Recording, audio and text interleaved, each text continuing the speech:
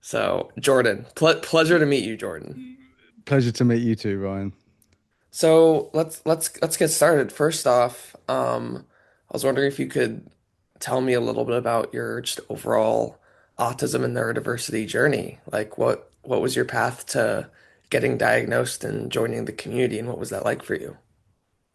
Yeah, no, it was really great. Well, my wife realised I was most likely autistic when we were watching a TV show about autistic kids, and she compared me to one of the kids, which is about right, since I am basically just a kid most of the time. And went to see the doctor, and I had about 3 tons of paperwork showing that I was right, like just a big pile of paperwork. And she saw the pile of paperwork and she probably went, "Yeah, he's definitely autistic," right there and then. Um, but yeah, I did all my research, and in that quest of trying to understand myself and know myself, I ended up learning an amazing amount about neurodivergence in general, about the fact that I'm ADHD, the fact that I'm dyslexic, the fact that I'm autistic, the fact that I'm dyspraxic, and I have OCD, I have Tourette's. And I looked at it all and I just went, this is one brain. This is my one brain. This isn't a bunch of separate things in my head. It's not like I have an ADHD part. It's not like amygdala or a central sort of frontal lobe or a hippocampus. Those are parts of a brain. These conditions aren't physical manifestations. These are clinical diagnosis based on behaviors and traits and struggles. And what I noticed in when I was looking into it is that when you sort of go into the spaces of community, and you were in I'm in the dyslexic community, I'm in the ADHD community, I'm in the autism community, and they all have the same thing to say when it comes to the positives. The positives were, oh, they can be so creative, and we see things differently, and we've got these amazing abilities, and you can do anything. And they would all tout like Einstein is dyslexic, and the other one would be Einstein's ADHD, and the other one would be Einstein's autistic, and they'd say the same thing about all these amazing people. And what I realized is that all these separate communities, this is just the same brain. This is the Mhm. same. This is the same thing, and all these communities were split because of the conditions that doctors, neurotypical most likely, doctors who don't understand us, were separating compartmentalizing our brains for us. And when I started looking into myself, I just went, well, that's not how my brain works. So I said, well, what makes me not neurotypical? What makes me different? Why am I reaching all the criterias for all these conditions? And the one thing they all have in common, Ryan, is the reduction in synaptic pruning. Mm.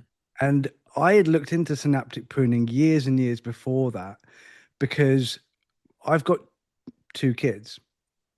Yeah. And when those kids were on the precipice of hitting the teenage years, I would hear from older generations and people at my work, and because I'd say, "Oh, my kids are really, really lovely. I love my kids. They're so sweet." And they, "Oh, wait till they're teenagers."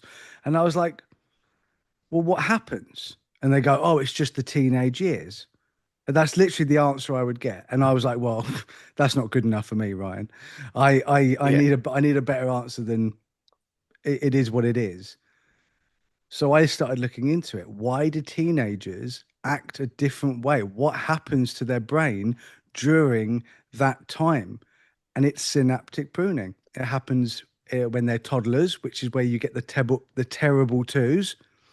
And then in teenage years, the same thing happens again. So that synaptic pruning process actually physically um your synaptic pathways are literally pruned, taken away, and replaced by new ones. That's how we grow. That's how our brains change and adapt. And the thing Mhm. with neurodivergent people, we don't go through it in the same way. Right. So that's why I remember every single Star Wars fact, but I can't make eggs in the morning. Exactly that.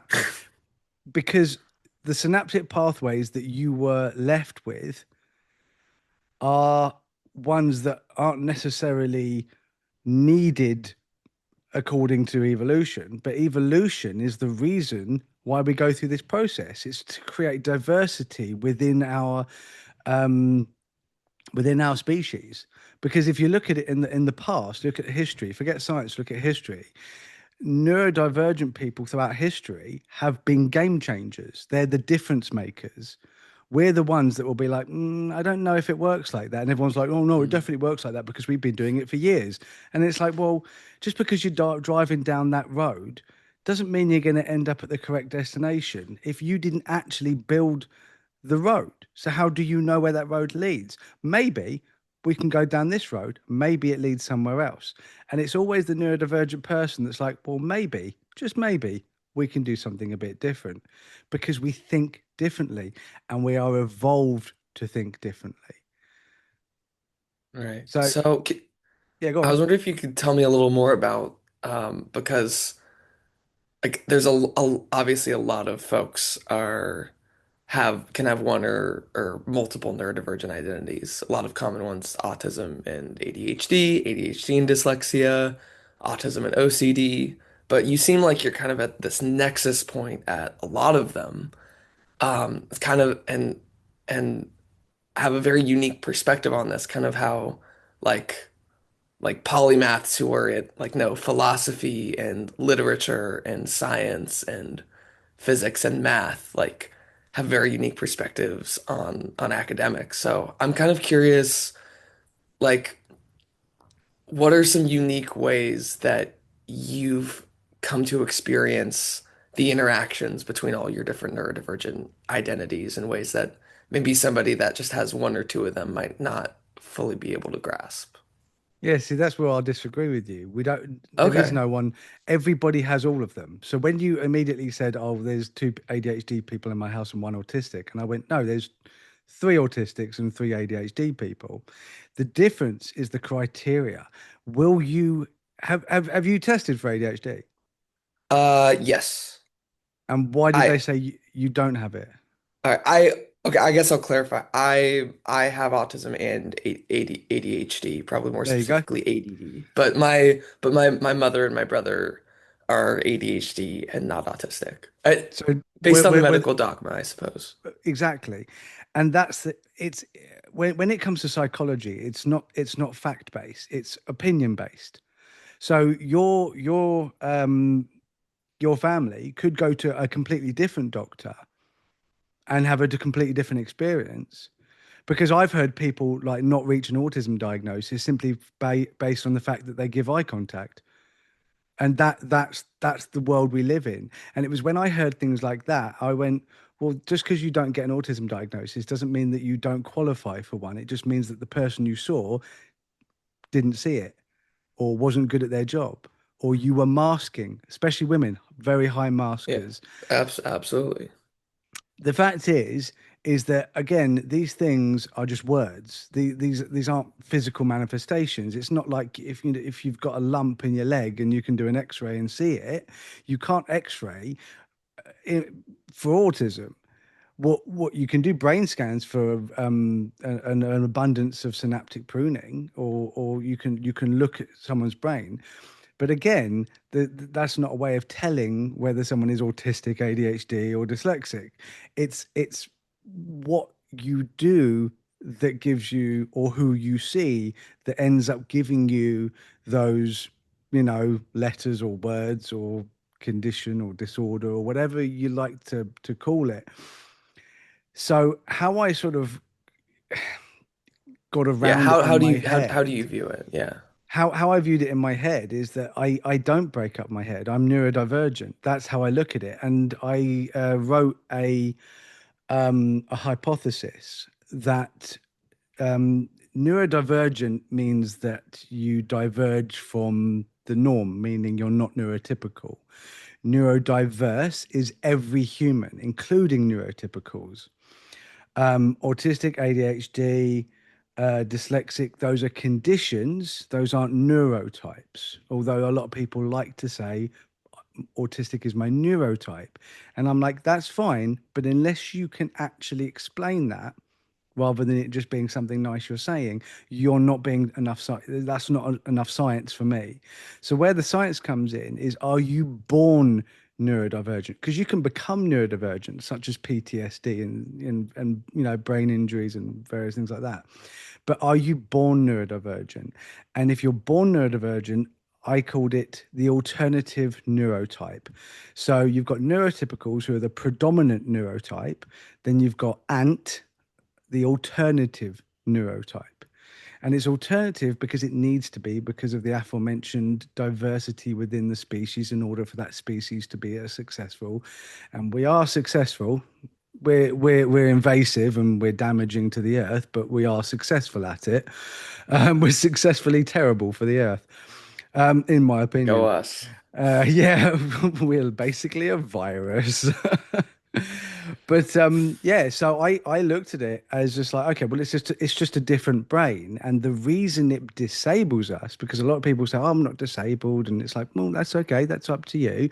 Well, I'm definitely disabled by my neurotype because my interactions with a modern world, in a modern world, I evolution can't adjust quickly like that. That's not how evolution works. Evolution takes thousands, hundreds of thousands, millions of years. The world has Yeah, changed so much in the last like 100 to 200 years. It We can't keep up. We can't adapt because we are built for this world as if this world is just nature. So you right. take away the buildings, you take away jobs, you take away money, you take away responsibilities other than feed yourself and, you know, shelter yourself. You take those things away. I'm not disabled. It's the environment around me that disables me. But I'm okay with that. I'm happy to say, yeah, I'm disabled. I'm disabled by the environment. I'm disabled. I mean, dyslexia doesn't exist in many, many other countries because where the way that they use words is they spell them the way they sound. Mm. So dyslexia itself is a memory problem. This is what a lot of people don't understand with dyslexia. Dyslexia isn't I can't spell or I can't, read. It's a memory problem. So when you have memory issues, I can't remember how to spell that thing. I struggle to remember how to read or how to write. So it's like I can't retain that information, and it's because it doesn't make sense. It's like if it's a computer, it's a computer that says that doesn't calculate. Because, and I'll give you the perfect example is the word yacht. What the hell? Yacht, Yacht. yacht. And then you've got words like when, um, sorry, where. And you're like, oh, well, I wear clothes. Where am I? Hmm. Why is that the same word? Why is it the same word for two different things? And someone says, oh, you used the wrong spelling. And I said, well, did you read it like that? When I said, oh, well, I wear clothes, how did you read that? I said, oh, we read that you wear clothes, but you spelt it wrong. And I said, but I didn't because you knew what I meant. So why is it wrong? And it's wrong because some geezer hundreds of years ago went, this is how you spell it. And I'm like, but I never agreed to that. I never signed on to your flipping dictionary. So why the hell should I care whether you think that I spelt it right or not? I know how to talk. So why is dyslexia a problem? Well, dyslexia is a problem because society says it is. Right. Society disables me. The environment disables me. All right. So I guess what I want to wrap my head around is like I think it's a very beautiful perspective that like being neurodivergent is its own neurotype, and there's a bunch of different experiences of that difference. I think that's a beautiful That's correct. thing. Um, but I guess I want to understand like I feel like the experience of an autistic person is fundamentally can be very different than the experiences of somebody who is ADHD. And we'll take the diagnoses aside for a second, because I have friends who, I think many of them female, who've said they didn't get diagnosed because they have friends. So we're not Yep, like a lot of exactly medical that. professionals don't fully Especially understand in the it. US. The US is surprising, well, in fact, unsurprisingly to the rest of the world, surprisingly to the US, because you kind of live in this weird bubble of patriotic indoctrination where you think America is, or the US is like literally the greatest country ever. It's not. We in Europe consider you a third world country. You don't even get free healthcare. It's Yeah. insane. Like we look at the US as like, oh my God, you poor people. Like we genuinely feel, especially with Trump in charge, we doubly feel sorry for you. But generally in the US, we look at the US as like your your society, your culture is just so backwards. I mean, amazing science and amazing inventions have come from the US. But when you look at that, you go, well, that was the neurodivergent ones. And it's the neurodivergent ones that, according to RFK Jr., um, can't play baseball, will never live a full life because your idea of autism is so skewed that they can't get past Rain Man. Yeah. That's the only thing that a lot of folks consider. Yeah. Which Yeah. is crazy because that's a 1980s movie. And it's like, well, that's 50 years. Can we not, sorry, 40 years. Can we not get past that? And it's like, well, how I look at it is you only know what you know, right? So if you're not interested, if it doesn't affect your life, right? Because you don't know anyone who's autistic or you don't think you know, because I'm guaranteeing you everybody knows somebody's autistic. They just might not know that they know. Right. Um, then why would you listen to my podcast, for instance? Why would you read my book, for instance? Why would you research it? Why would you look into it? I mean, before I was diagnosed, I wouldn't have known. I wouldn't have known the difference. I lived in my little bubble of life and I just went, well, I know what I need to know, and that's all I need to know. And then it's like, but do you want to know? And I think when Yeah. it comes to things like that, it's all down to the awareness and the information. And if that awareness and information is nefarious, is political, is used as a weapon against us as a community by, I mean, even the term autism mum makes me cringe. I mean, you're like, why are you an autism? It's you if you might be an autistic mum, but why are you defining your entire existence by your child's disability? It's just really cringe. It's just an attention-seeking attitude. But you will get information, and if that information comes from bad places, and bad places is charities, a lot of charities such as Autism Speaks, they want to Yeah. give you a negative idea of autism, that it's damaging, that it will hurt you, that it's terrible, that it's evil, because they only want one thing: money. It's always about money. Every time throughout history, if you read the Steve Silberman book, Neurotribes, throughout history, people have used autism, they've used neurodivergence as a way to make money with bullshit cures and therapies and books about cures and therapies. And it's all, Because it generates fear. it generates fear. And as long as you are scared, you will pay to for it to be cured, or for for your child to be quote unquote normal, Right. which I always tell people I am absolutely normal. I am normal for a person called Jordan James because that's who I am. So I don't need to fit into anyone else's box because this is my box and I only fit into that. So I don't need to wear So, someone else's clothes. I've got my own clothes. yeah. When you put it like that, that makes a lot of sense. I only wear my own clothes. But Or as maybe I'm far as I, taking it literally because I'm autistic. no, that's fine. I love taking things literally, literally. But If No, no, no. I do mean my own clothes because they're my clothes. I find them comfy. I wouldn't expect other people to wear my clothes. But so if somebody said, "Oh, what you're wearing isn't normal," I would say, "Well, it's normal for me." Right. So Define normal. I think that's a very challenging and very subjective thing to do. Exactly, because you can't define normal because normal is it doesn't exist because I'd everybody's love, normal is different. I want to talk a little bit about your photography because, first of all, you're a brilliant photographer.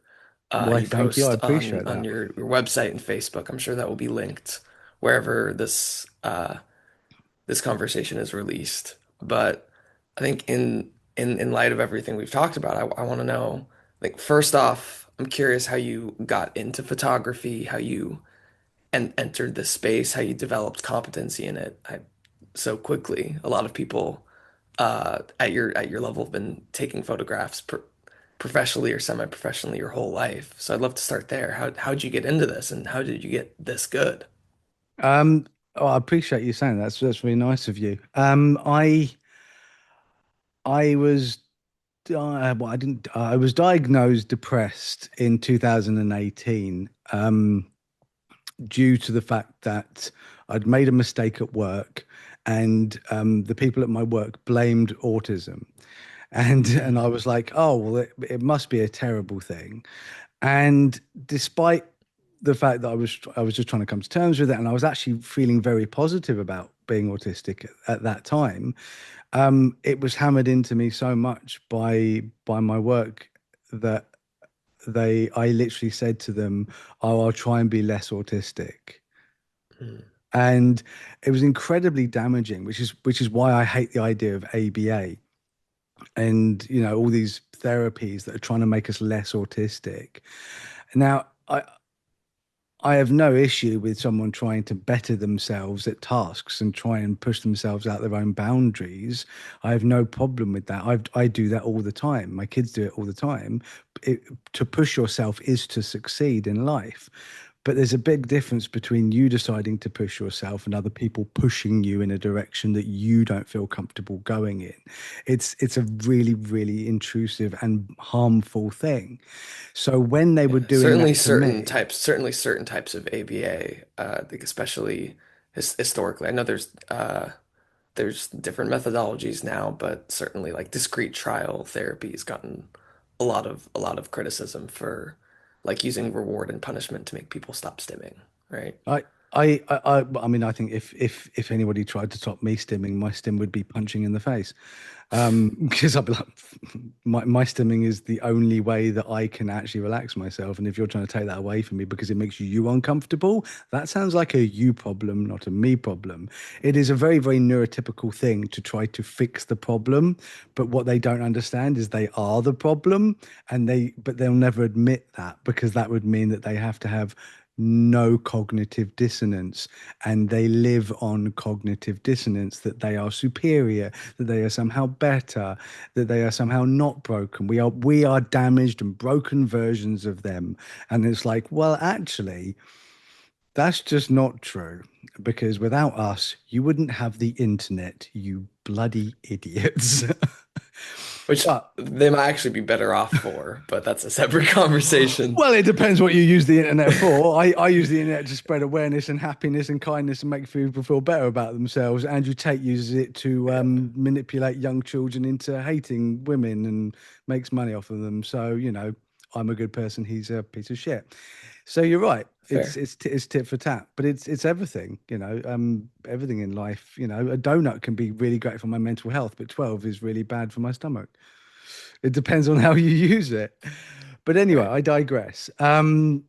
So I was feeling really, really crappy about my autism, like it lives in a little house. And what I was saying is that, oh, I'm going to leave my autism at home. I'm not bringing it to work, because it was like that. It was, you have this autism, you have it, and I was like, I don't know where it is. I couldn't find it anywhere, but apparently I have it. And I was trying to separate the autism from myself somehow, and obviously that's not a thing. That doesn't Yeah. exist. And all it was doing was damaging me. and I ended up getting depressed. And then I tried to get help um, through various therapies and reaching out to things, and nothing seemed to help because no one understood what the problem was. No one understands what it's like to be autistic, and if they do, then that was the therapy that I needed. But that therapy wasn't there. I couldn't find an autistic therapist to help me, love myself again, because that's what it was. It was, I was hating on myself and I needed to love myself. I needed to accept myself for being me. And when I make mistakes, not blame, you know, my brain, but just blame that moment. Everyone makes mistakes. Just being autistic isn't the reason. The reason was because I made a mistake. It's, did I learn from it? That was what should be focused on. And I looked into it and I said, well, no one can seem to help me, so I need to help myself. So I love nature. I love getting out, in the countryside. Like I said, it's all about my environment. When I'm walking in nature and I'm out with my family, and I I don't feel disabled at all. Like at all. Like mentally disabled. It doesn't exist when I'm in nature. It doesn't. Um, it mostly exists on trains, I'll be honest. Ironic, actually, considering how we love them so much. Yeah. Oh, I love a steam train. Don't like an electric one heading towards a big city. No, thank you. I was Full really of, into Thomas the train myself. That was a British well, yeah, export, so thank you. yeah. Well, you're welcome. Thank Ringo Starr for Oh, really? creating, yeah, yeah, the Beatle Ringo Starr I would voiced not have Thomas the thought I would Tank not have Engine. thought that. I would have given 10,000 guesses on who created Thomas. I would not have gotten to Ringo Starr. Well, I don't know if he created it. He did the voices for it, Oh. but he was He, involved in the whole process. But yeah, he does the that's voice for brilliant. Thomas. Yeah. Anyway, so Anyways. now that's ADHD. And Well, um that's neurodivergent. It's that they don't live in the brain. exactly. Exactly. I learn, I pick up. Nice, nice. Because so many people separate. They go, "Oh, I do this because of my ADHD. Or I do this because of my autism." And I'm like, "These aren't. This is just one brain. Stop trying to separate them." But if it helps, it helps. I'm not mocking it. I just don't do it. Anyway, so I thought, oh, well, I love getting out to nature, but when I come home, the depression sets in again. I need to figure this out. So I thought, well, if I take pictures when I'm outside, when I come home, I can look at those pictures while listening to some relaxing music, and I can do some mindfulness of my own pictures. So I started with my phone doing some pictures of nature, and my daughter taught me how, well, not taught me, but showed me that there was Photoshop, which I mean, I knew it existed, but I'd never looked at it. And I was like, oh, look, I can brighten my pictures up, or I can change the color of the leaves, or I can make my picture look, more like it's in Lord of the Rings, like a fantasy world. And I liked that idea that I could enjoy nature, but when I came home, I could create my own fantasy world using my own pictures. And that Mhm. was all it ever was. It was a personal thing for me to find a way of gaining better mental health. And the more I did it, the more I enjoyed it. And I did that very, very neurodivergent thing of just like the hyperfixation, the Yeah. hyperfocus.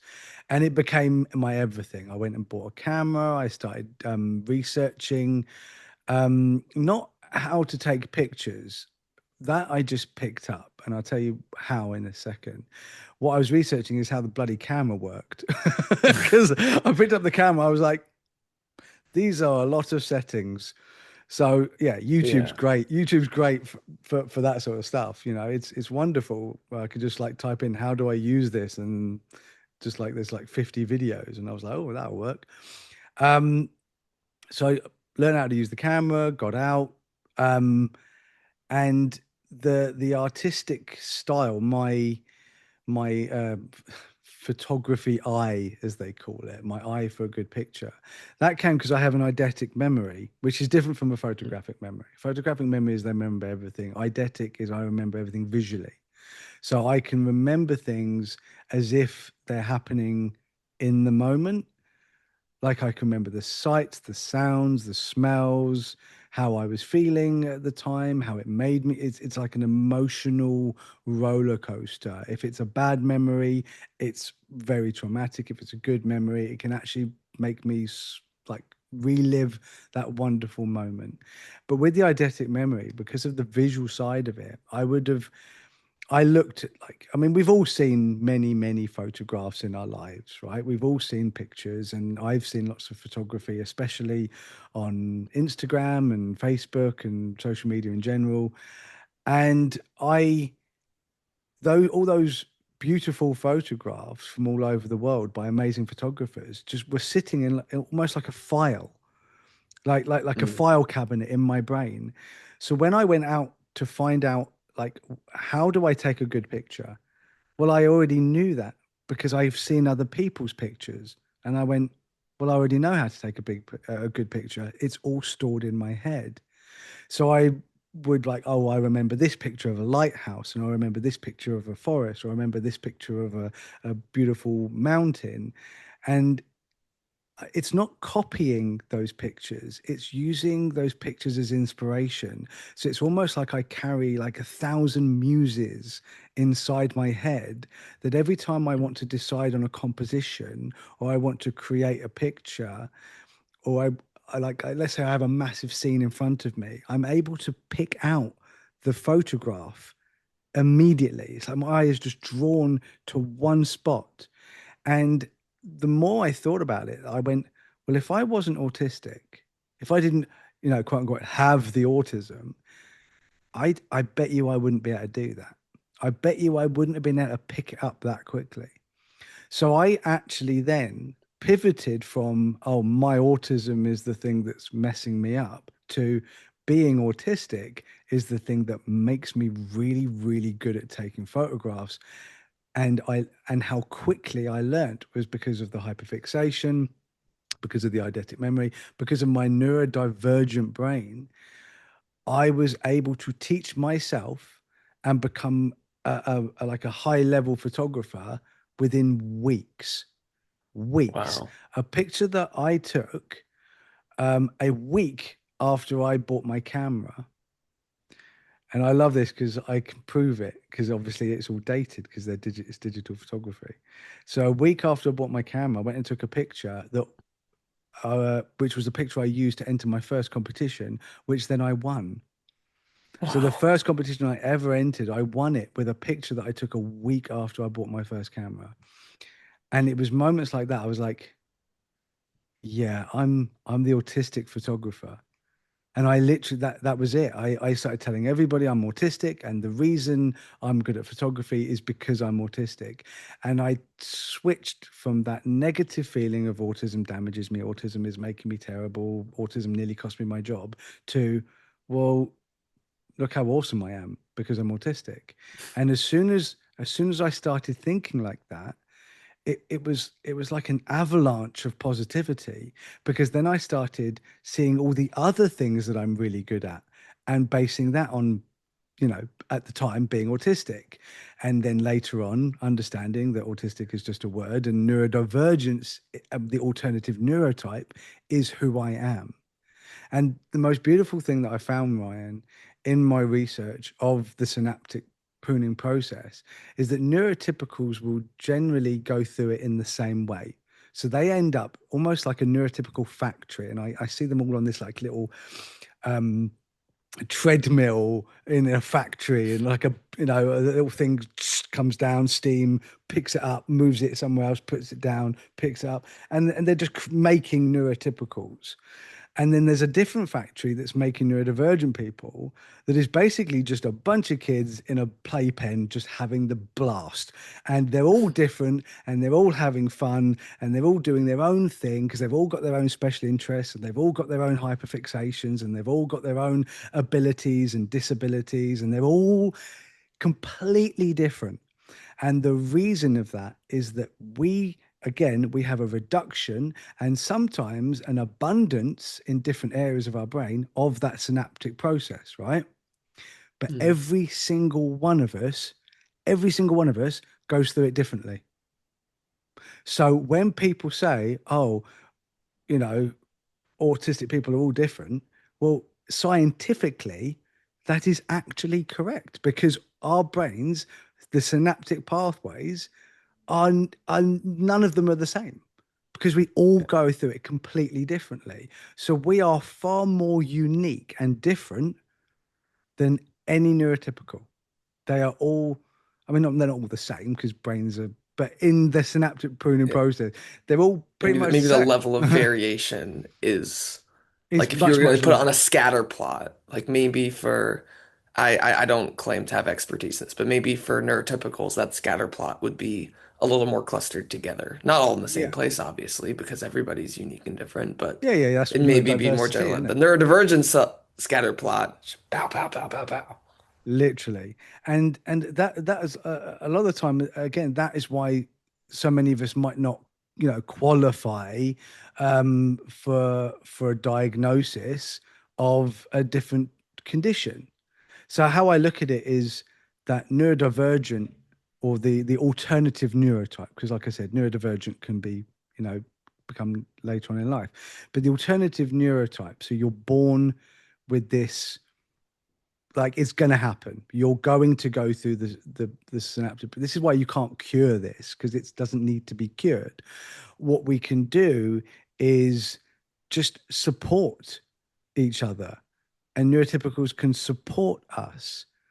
And that's what we need. We need understanding, we need support, we need reasonable adjustments in our life because the way our brains evolve is so different from a neurotypical's, but society is created to benefit and to accommodate neurotypicals. So if our brain and how our brain grows is completely different, the world isn't for us. So Right. that's why we need to accommodate because we need to get equality, we need equity. We need them to change things. We might need extra help just to be on the same level as they are because the world revolves around them.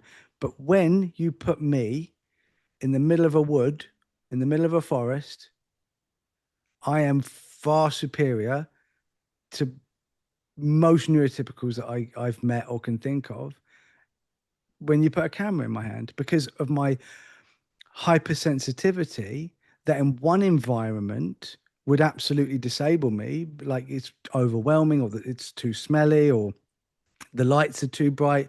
I have lots of hypersensitivities, but imagine those hypersensitivities in a different environment in a wood and I can smell the dew of a morning and I can touch the bark of a tree and I'm experiencing that like no neurotypical could ever imagine because my sense of touch is so much more hyper aware. I'm more hyper aware of my surroundings. And the reason behind that, and this is going to blow your mind, Ryan, you lucky, lucky bastard, you, is every single newborn baby is hyper vigilant and hyper aware of their environment because they have to be, because in the evolution process, evolution does not know that that baby is in a safe place. We are apes, right? That's all we Yeah. are.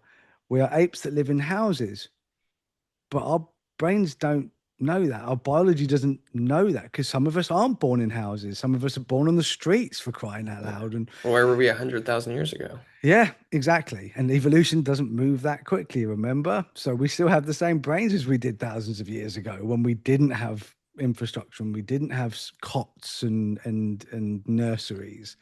So our brains are still hyper sensitive to our surroundings because they have to be. That's why babies cry so much, because they're basically saying, I exist, don't forget about me, because they don't know that they're safe. It's not like a baby's born and comes out and goes, hey, everybody, I'm good. No, they're completely and utterly dependent on us. Completely. They're flipping useless. I know I've got two of them, right? They can't do anything for themselves when they're a baby. So they are completely hyper aware of everything around them.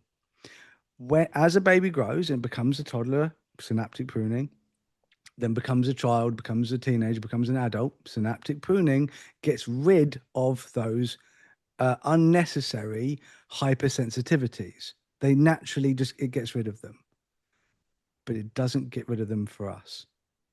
We remain the same hypersensitive as when we were an infant because those pathways do not get pruned. But those hypersensitivities, that that ability to learn, they say kids are like sponges. You hear it all the time, don't say Hmm. anything about kids. Kids will absorb everything. It's like, yeah, but they lose that ability later on. We don't. We still have the pathways when we're from infants and children. We learn. That's why the when we learn so intensely because we still have those pathways from when we were a baby. Mm. So, Not enough people know that. so I think a lot of people who'd be listening to the podcast are some kind of neurodivergent, many of whom autistic or conditioned or diagnosed as such, and they probably want to be somewhere where you are, where you are able to develop a professional career, something that they enjoy, that's somewhat able to support themselves and or loved ones, that is in an area of neurodivergent strength rather than neurodivergent deficit. So my question to you is, um, how do you recommend folks listening arrive at at this point that you've reached? And obviously it won't be photography for everybody, but how do you recommend folks kind of do that internal scan, figure out, okay, what is it that my neurodivergence allows me to do, or what environment allows my neurodivergence to feel comfortable, to feel competent, and seek that out and make a career out of that? I love the question. And in the reality of it is that it literally starts with society understanding us from an early age. And once again, instead of seeing the deficits of neurodivergence, they need to see the benefits of neurodivergence when you add the accommodation. So, for a neurodivergent person to reach their full potential, to reach the heights of what they can achieve, they need support. I didn't do this by myself. And I'm not actually a photographer, which is the weirdest thing. I sell my photography all over the world. I'm very well known for my photography, but I that's not my job. I'm a security manager for a internationally global huge security company. I'm very high up. I've worked in security for 25 years. Um, I haven't always got on with my colleagues. It's something I've had to really, really work on. Um, and I definitely struggled because people didn't understand me. But the quicker I understood myself and was able to advocate for myself and explain myself, Mm. I found that, my work, and my work colleagues were far, far easier to get on with and more accepting. And fun fact, I was the only person in my office to get diagnosed autistic. And since then, I have recognized at least 50% of the people I work with are also Wow. neurodivergent. 100%. Like at least 50% or 100% neurodivergent. Wow. The security industry selects for us, I guess. Well, it's so many industries, and what I look, I mean, look, I'll just quickly say, look, with security, I do find that it's just full of people that didn't reach their potential, so they ended up being like a security guard or an officer, or and I obviously that's what I ended up being, even though I have an IQ of 162. I had a very, very tough time at school, and I failed my exams because I fell in with the wrong crowd, because I was trying to fit in with the cool kids, and I was trying to be a cool kid, and I would get into fights, and I would get into trouble, and it wasn't me. That's not me. I'm Somebody not else's bad. clothes. Exactly. I was trying to mask so I wasn't bullied, because originally I was bullied, and then I became, the scary fighter, and I was like, oh, I'm not being bullied anymore. But as soon as I that happened, it affected. So I would get suspended, and teachers would hate me, and I'd get into all sorts of fights, and it affected my education. And even though I was really good at education, if I was good at education, I was bullied for it. So I Mm. ended up with not a lot of education, and later on I ended up getting an IT degree, but I've never used it. I think there's a lot of people with degrees. They're like, I've got this degree, and they're like, do you use it? And they're like, no, no. Yeah, But I worked my especially way up. here. I worked my way up, and the how I look at it with my children, because obviously they're going through their neurodivergent journey, and they are both very successful. They've done exactly what you said. They found their ability. They've used their neurodivergence for their own benefit, um, because they understood enough about themselves that said, okay, I'm neurodivergent. How does that make me good? What does that give me? Rather than, oh, how does that disable me? They know how that disables them, and then we adjust for that, and we go, okay, we need this or we need that.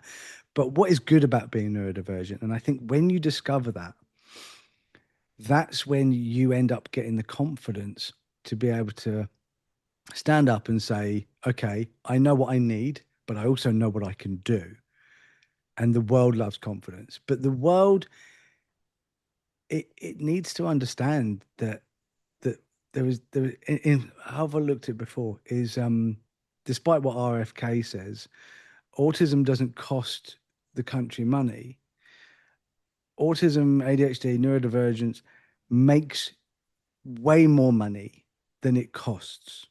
Because if you invest in the children, if you invest in those accommodations and you have to pay extra, for the equity, yes, you might have to pay extra money for a disabled child, but so many of those disabled kids will end up being millionaires, billionaires, game changers.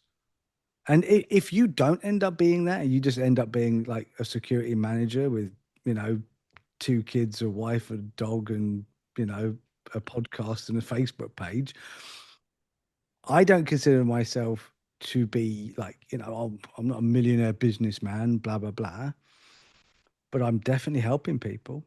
I'm definitely Mm. I'm definitely leaving my mark. I'm doing my thing.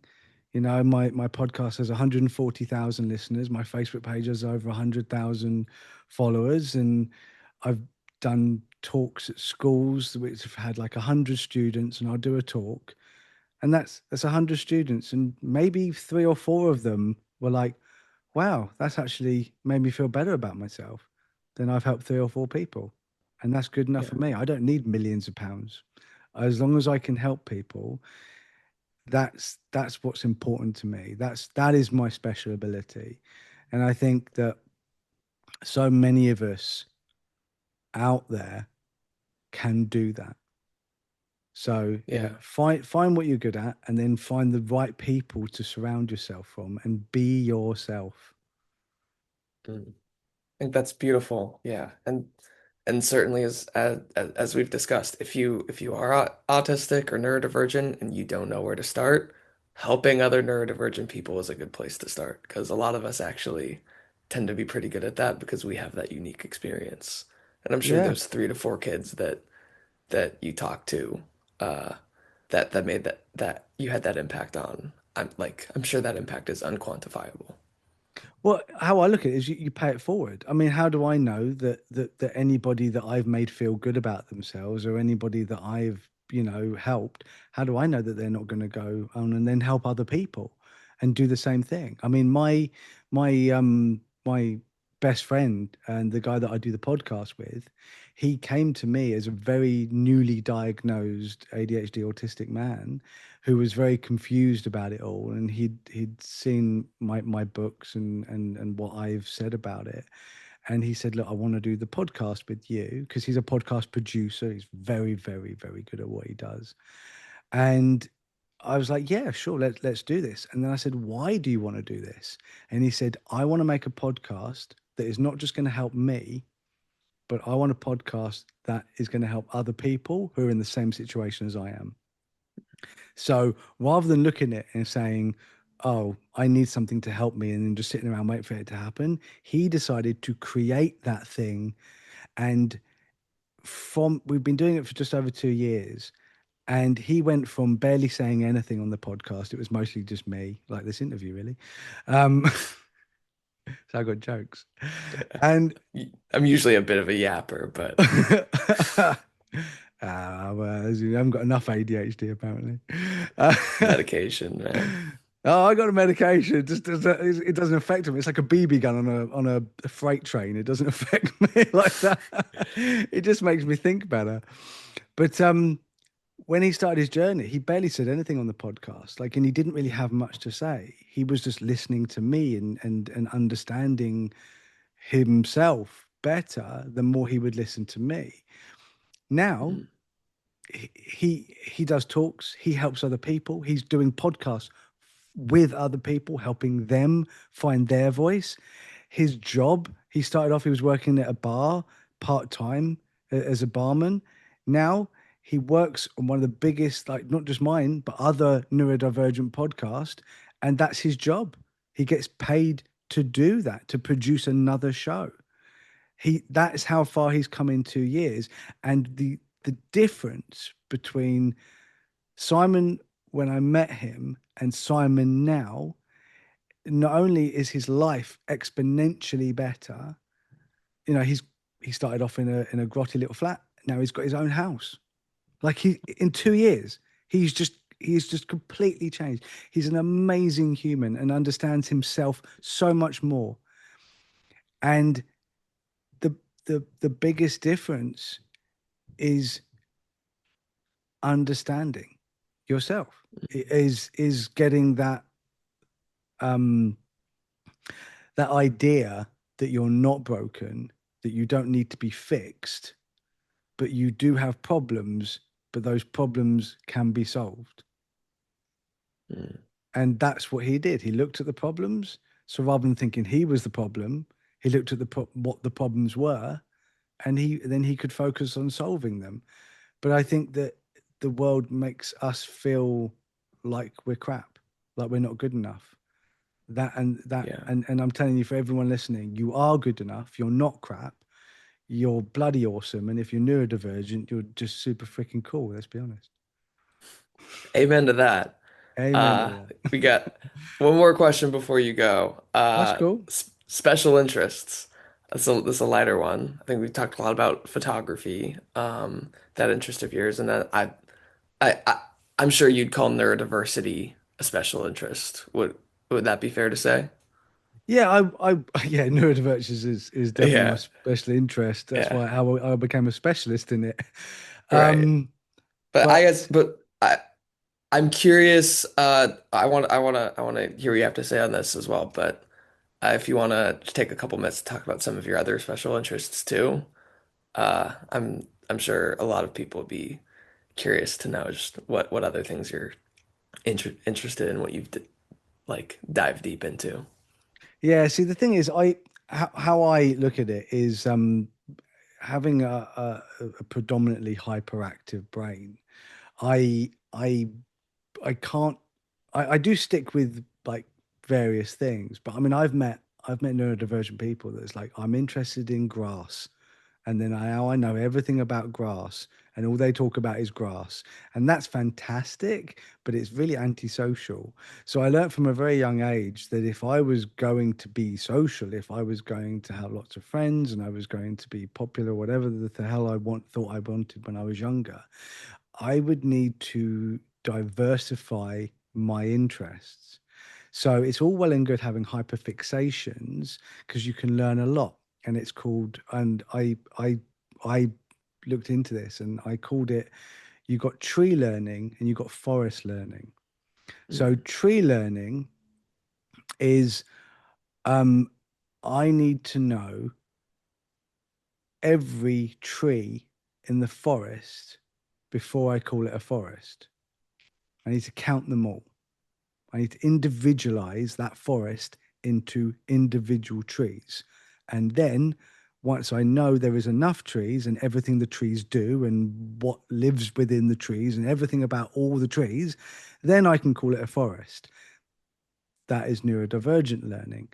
Neurotypical learning is it's a forest. I can see it's a forest. It's a load of trees. I don't need to know everything about each tree. And they walk away and they go, that's a forest. That's super quick, super great, and they can get on with their lives. Sounds efficient. It, eh. Um, I prefer knowing everything about something before I'm going to then make an opinion on it, because at least then I know that I have done all my research. And it's that hyperfixation, it's that ability to learn is antisocial at times. It has definitely cost me friendships when I've been so into something, it's the only thing I can talk about. People get fed up with it. I know everyone listening is probably going, yeah, that's happened to me. I've literally talked about my Lego so much that no one wants to be my friend. But the fact is there's other people out there that like Legos. So just Right. because you might not have the friends that you think you have, there's always communities, there's always friendships out there. And that's what I found with photography. That's what I found with various other hobbies and interests that I've had. But my special interests, they tend to fluctuate. So it's like, oh, I was really, really into basketball when I was a kid, and then I got into, football or soccer, whatever you want to call it, and then I got bored of that, and now I'm back into basketball.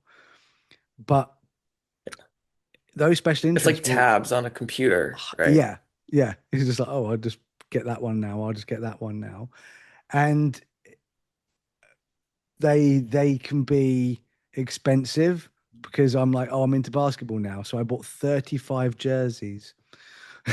I was like, I'm gonna have a Yeah. jersey for every player that I like now, and all the players that I used to like. And I went and got a tattoo of Michael Jordan, and I'm wearing a Michael Jordan t-shirt, and I absolutely Yeah.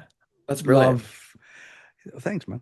Yeah, Um, I love basketball, by the way. uh, That was one of my first special interests. Like Kobe Bryant averaged 35.4 points per game in 2006. There's no reason I should know that, yes, there but I is. know It's that. it's because you're cool. That's why you know it. Oh, well, Only cool people know stuff like that. And yeah. only cool people know that Kobe got the real 80-point game, not That not a fake one that yeah. Adebayo It was the got. Washington Wizards. It doesn't count. It doesn't count. No, no, it's a fake one. It doesn't count. It's all free Yeah. throws. No, yeah, I'm massively into basketball, but it's one of those things, and this is what happened with photography, is that I tend to have the special interests, and I'm like, okay, I love this thing, I love it, I want to know everything about it. But if the people around me don't care or aren't interested in the same thing, then that's when that interest tends to have an end, and it just sort of you know goes away. It just sort of dissipates. And I had that with evolution. I have all the information I need about evolution to understand how our brains work, how they evolved, why we're so necessary as a species to have neurodivergence. So I'm actually a specialist in evolution. Like I know everything about evolution, but I no longer really care enough about it to then continue talking or learning about it. And it's the same. with string theory. I went through a string theory phase and a physics phase. And I'm now at this point where I'm like, unless the people around me, unless my friends like the same thing, then it's probably not going to stick with me. So I that's why I differentiate between a hyperfixation and a special interest. A special interest lasts. A hyperfixation tends to not. So my special interests are animals, nature, photography, Lord of the Rings, Halo, just video games in general, but mostly Halo, and pop characters Yeah. because Well, I love Funko Pops. Absolutely love Funko Pops. But my biggest Funko Pop collection is my Lord of the Rings. So, they can coincide and stuff like that. But yeah, it's but my hyperfixations are, you know, they'll just come and go.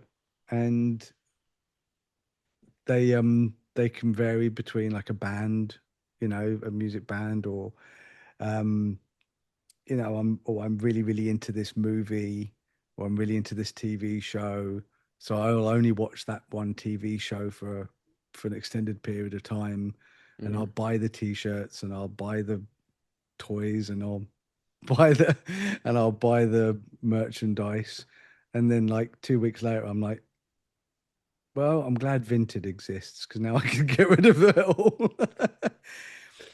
yeah. So yeah, but my favorite special interests are the ones that I get to do with my friends, which is photography, basketball, and I know there's another one. Oh yeah, walks, nature, stuff like that. Traveling's a big one. Mm, yeah. Well, I think we're at time, but I Hmm. want to say thank you so much for coming on and sharing all of your wisdom. I think that this topic and this type of conversation is something that's really timely and something a lot of folks need. I for one, I'm graduating college this year. I'm about to enter my professional stage of my career, so a lot of this was very timely for me. And I think like what you shared about like really honing in on on your neurodivergence and finding environments and surrounding yourself with people and just situations that allow your natural brain to thrive instead of it being constricted. I think that's very valuable and something that I hope that any listeners take away and incorporate because that's really what decides success or failure for us. Yeah, So, I would absolutely agree. And the main thing I would say for anyone out there who who is just sort of discovering themselves is when you see a neurotypical do something and you think, well, why is that so easy for them? Why do I find these things so hard? One, don't feel like there's something wrong with you just because you find something hard, right? And someone else finds it easy. Because number two, I guarantee you there's things you can do that you find easy that the neurotypicals will be like, how does he do that? That's so hard. And I know that's true because that's me with photography. Because well so put. many people have said, how do you do what you do? I've been taking pictures for 20 years. I can't take pictures like that. And I go, oh, are you neurodivergent? And they go, no. And I go, that's why. Yeah, but what you're doing things that do come more easily to you instead of living in places where all you're doing are things that are hard, Exactly. right? I will challenge myself and I will do find things hard, but once I get over that hump, I actually find them quite easy. It's like the first time you go in the gym, you start lifting weights, you're not going to lift the biggest weight. You've got to start small. But after a while, you build that strength up and then you're in there, bench pressing like 80 kilo. And you're like, damn, how did I get here?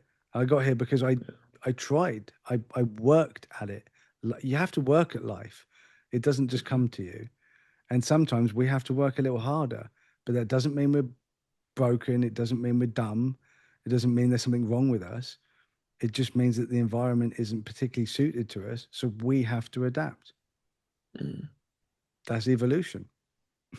that's evolution. Well, that's a great note to end on. Thank you so much for joining us. Please, anybody listening, find Jordan's podcast online. He posts his photos on Facebook as well. I'm Yeah, sure all those links will be there. the podcast is the Neurodivergent Experience. Mm. The And my Neurodivergent Experience. Yeah, and my book is The Autistic Experience. Silence Voices Finally Heard. You can find that in all good bookstores and online. And my Facebook page is Jordan James, the Autistic Photographer. Awesome. All right. Well, thank you so much.